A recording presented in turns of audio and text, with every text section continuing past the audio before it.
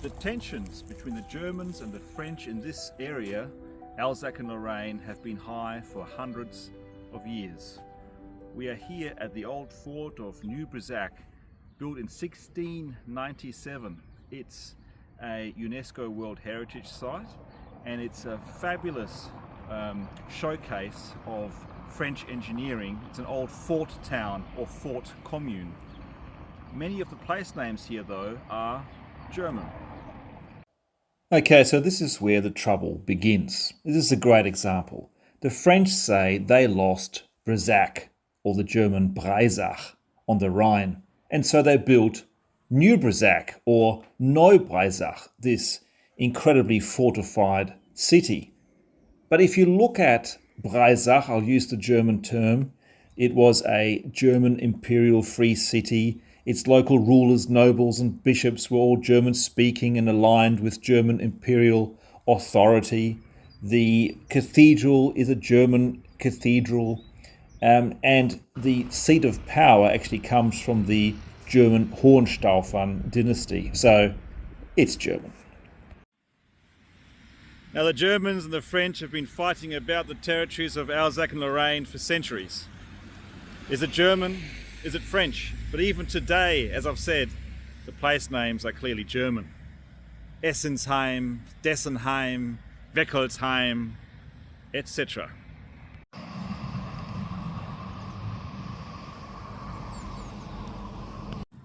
Well, let's have a look at Vogelsheim. Heim is German for home, of course.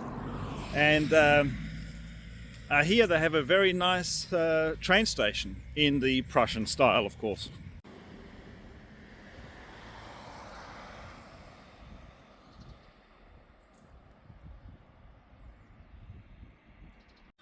Well, here we are at the Vogelsheim train station, built in 1880 in the Prussian style.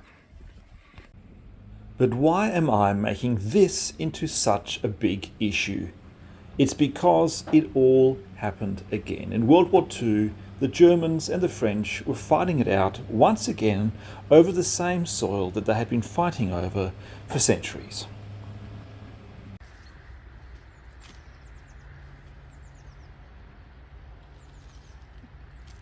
You see, to the Germans, this was German soil. But to the French, it's French soil. So this became a stalwart battle of whose soil this really was. On the 6th of June 1944, the Allies landed at Normandy and were fighting east towards Berlin.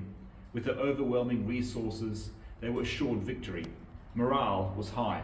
But this all changed on the 16th of December when the Germans launched the Ardennes offensive, known as the Battle of the Bulge.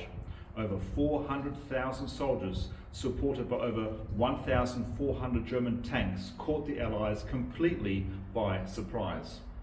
They came from the heavily wooded area of the Ardennes.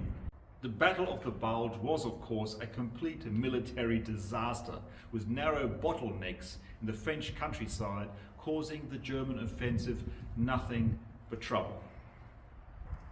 The French, who had just regained control of the city of Strasbourg on the 23rd of November, panicked as they heard of the massive German offensive coming their way. Civilians flocked to the mountains. Colmar in Alsace was one of the last German strongholds in France. Now, what a lot of historians absolutely fail to mention is the huge discord between the French and the Americans when it came to Colmar, because the Americans considered Colmar not that important, a secondary front. They did not want to commit major forces to defend or retake it. They saw it as a distraction from their main efforts against Germany. But the French leaders revolted within the Allied ranks. They insisted, seeing the liberation of Alsace as a matter of national honour. To fend off red-faced humiliation amongst the Allies, the Americans and French then ended up taking Colmar. As we walk the beautiful streets of Little Venice in Colmar, we are reminded of the dogged determination of France, their willingness to go against the grain once more. It paid off. A much lesser known battle, Operation Nordwind, was underway here near Colmar, southern France. Nordwind became into operation when Hitler feared the Ardennes offensive was failing, so a second southern flank was formed to draw American fighting resources away from the Ardennes to the south of France. Nordwind was the last major offensive in the west for the Wehrmacht in World War II. It sought to capture Strasbourg, an old German city in dispute for centuries. It also joined together forces of the German army holding the Colmar pocket since November 1944. Well, we are at the Siegfried Line, or der Westwall as the Germans call it, or called it back then. And we are in a location almost directly opposite the French border. Strasbourg, the French-German city we've been talking about, is just in front of me. The River Rhine is just in front of us here. And behind us here is one of the over 18,000 bunkers that Hitler built in the late 1930s for this immense West Wall defensive structure.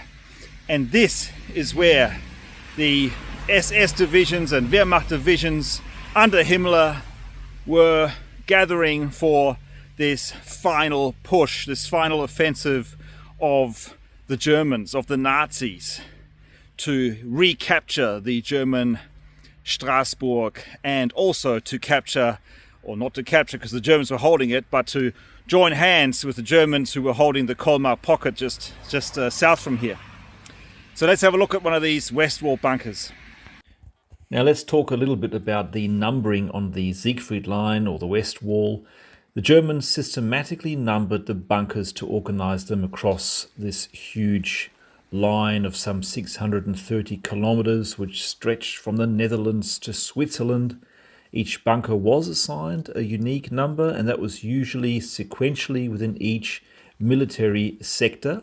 And the numbering was, of course, mostly administrative. It helped soldiers, the engineers, commanders quickly identify, repair, reinforce, or resupply specific bunkers. They would also know which sector was being attacked by the numbering of the bunkers.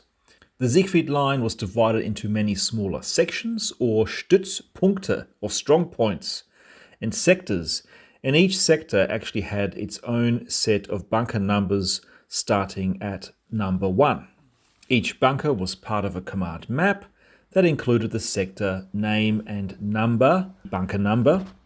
Usually, if you're near a bunker 1, it means that you were near the very start of a local defensive line, possibly close to a key road, river, or town.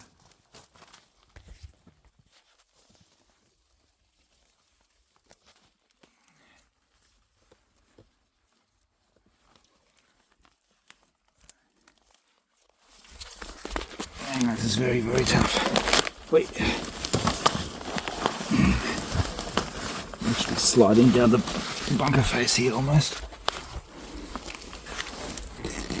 Oh, that is the sound of my pants splitting. There you go.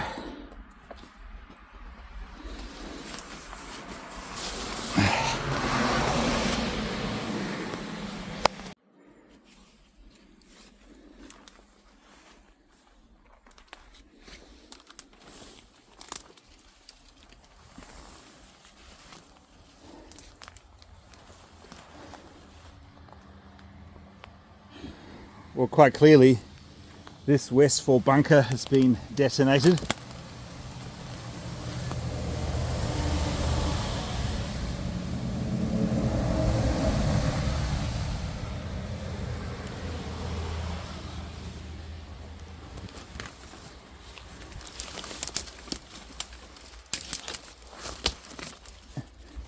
It's very overgrown.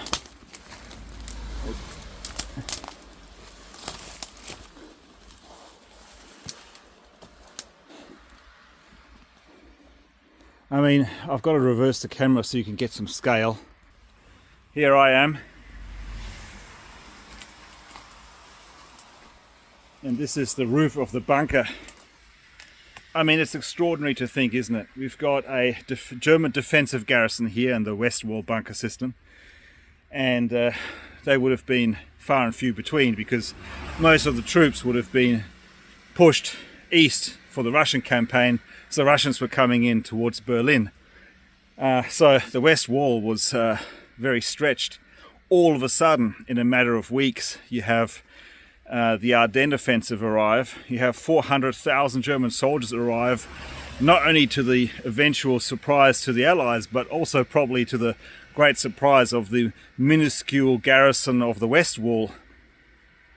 And they came at night, because that's the only way to get 500,000 troops to this location safely, because the Germans no longer had control of the air.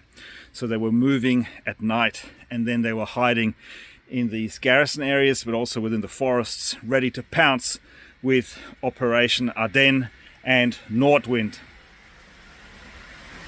It's still amazing seeing these bunkers, and this is the first time I've been in a Westwall bunker just north of the Black Forest.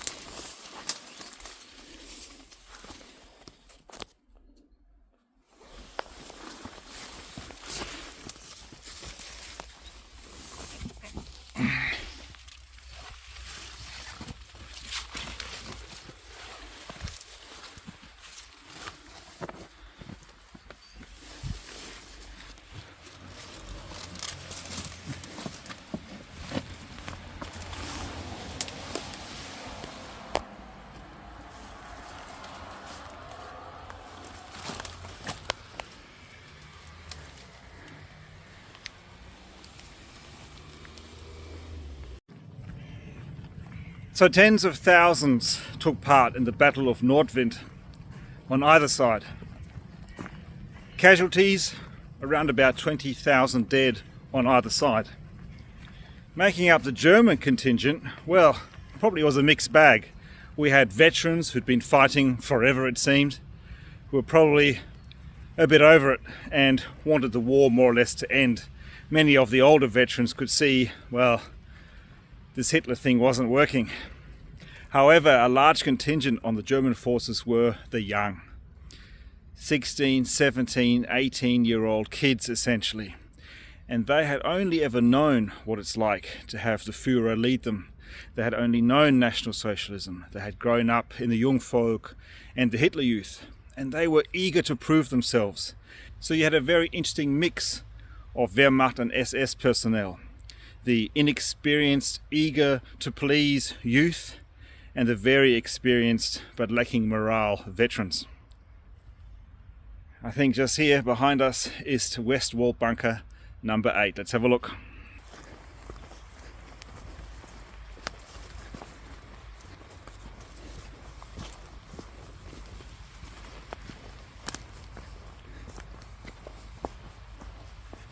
This mound could be it. It's always very suspicious when there's a mound out of nowhere.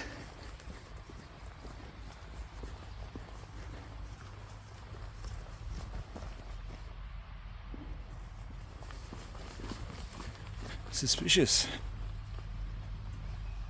but no bunker. Where are you, Westwall, Bunker Nummer 8?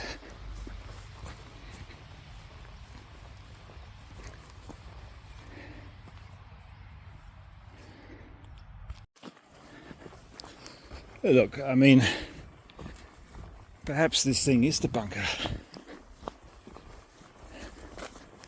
Are my suspicions true?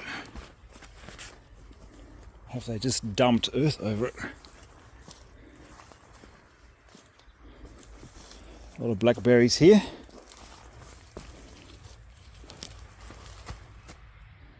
It's rather odd looking, that's for sure.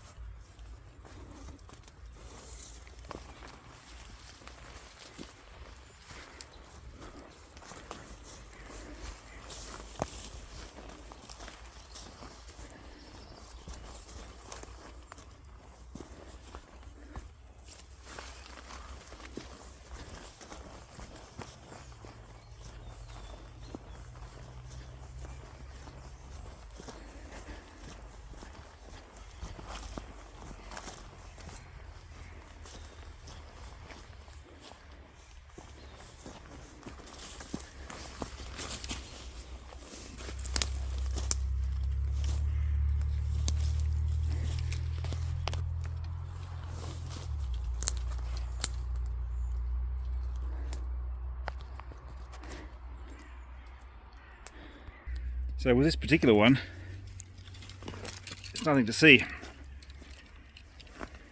It's been buried, but my location advice says this is definitely the location of Westwall bunker number 8. And that's actually something that raises an interesting story, because the Americans figured out taking these bunkers, and don't forget 18,000 bunkers were built on the Siegfried Line. Taking each bunker by bunker, that's a bit of a hassle. It's quite a bit of a challenge. So they began just using bulldozers, and they would just bulldoze earth onto the openings and exits of the German bunker systems, essentially terrifyingly burying the young German occupants inside. That's war. Okay, on our way to Westwall bunker number 1.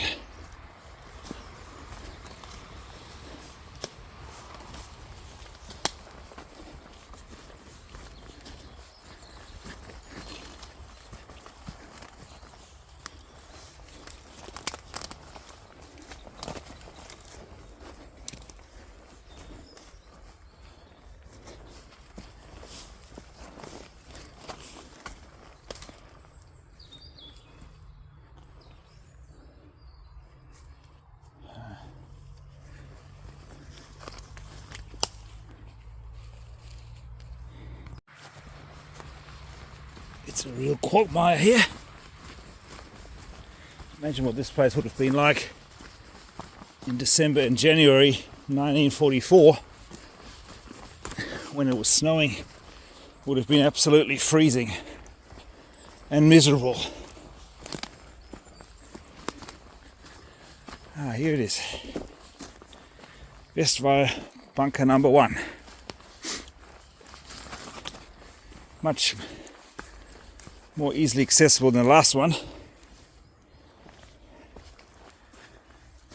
Also completely destroyed, of course.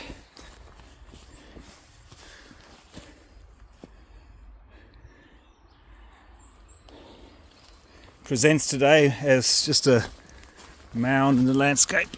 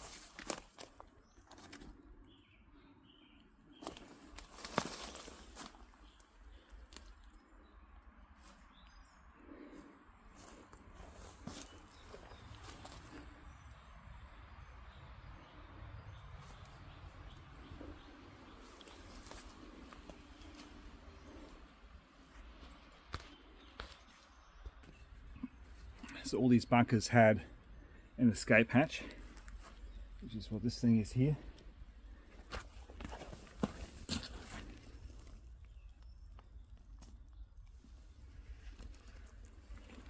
And almost every escape hatch that we've seen on this Klovekorn the Relic Hunter series is closed up and closed under, and it would be worth digging that out one day.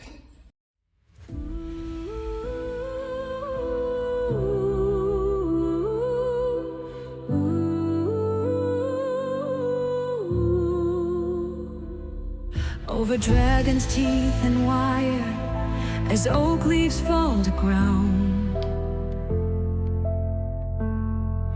the sound of war inspires, but fate of will was drowned.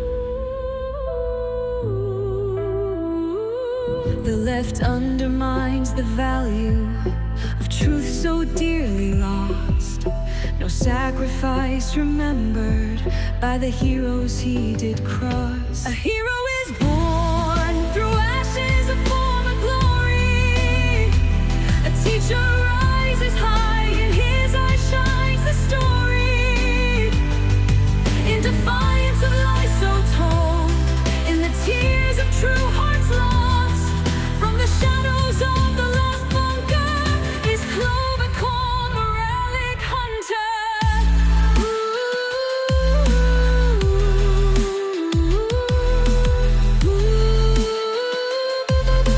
Klovekorn the Relic Hunter. The hero is born through ashes, a form of glory. A teacher rises high, in his eyes shines the story. In defiance of lies so told, in the tears of true hearts lost, from the shadows of the last bunker is Klovekorn the Relic Hunter.